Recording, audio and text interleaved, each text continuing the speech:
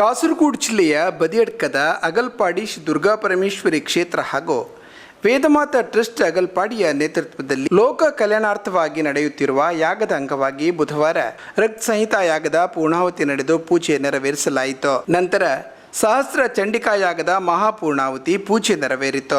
ಮಧ್ಯಾಹ್ನ ಮಹಾಪೂಜೆ, ಪ್ರಸಾದ ವಿತರಣೆ, ಮಹಾಮಂತ್ರಾಕ್ಷತೆ, ಅನ್ನ ಸಂತರ್ಪಣೆ ನಡೆಯಿತು.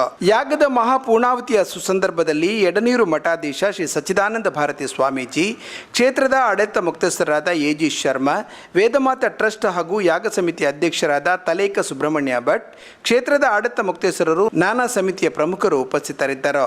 ಸಾಂಸ್ಕೃತಿಕ ಕಾರ್ಯಕ್ರಮದ ಅಂಗವಾಗಿ ಖ್ಯಾತ ವಯಲಿನ್ ವಾದಕ ವಿದ್ವಾನ್ ಸಿ.ಎಸ್. ಅನ್ರೂಪ್ ಹಾಗೂ ಅವರ ಶಿಷ್ಯೆ ಅಂತಾರಾಷ್ಟ್ರೀಯ ಖ್ಯಾತಿಯ ಬಾಲಕಿ ಗಂಗಾ ಶಶಿಧರನ್ ತ್ರಿಶೂರ್ ಮತ್ತು ಬಳಗದವರಿಂದ ದ್ವಂದ್ವ ವಯಲಿನ್ ವಾದನ ಭಗವದ್ಭಕ್ತರನ್ನು ರಂಜಿಸಿತು.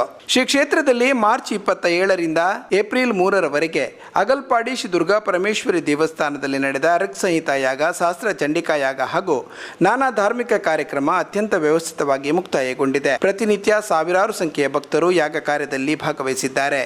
ನೂರಾರು ವೈದಿಕರ, ಸ್ವಯಂ ಸೇವಕರ ಹಗಲಿರುಳು ಪರಿಶ್ರಮದ ಫಲವಾಗಿ ಕಾರ್ಯಕ್ರಮ ಅತ್ಯಂತ ಯಶಸ್ವಿಯಾಗಿ ನಡೆಯಿತು ಎಂದು ಆಡಳಿತ ಮುಖ್ಯಸ್ಥರಾದ ಎ.ಜಿ. ಶರ್ಮಾ ಈ ಸಂದರ್ಭ ತಿಳಿಸಿದ್ದಾರೆ.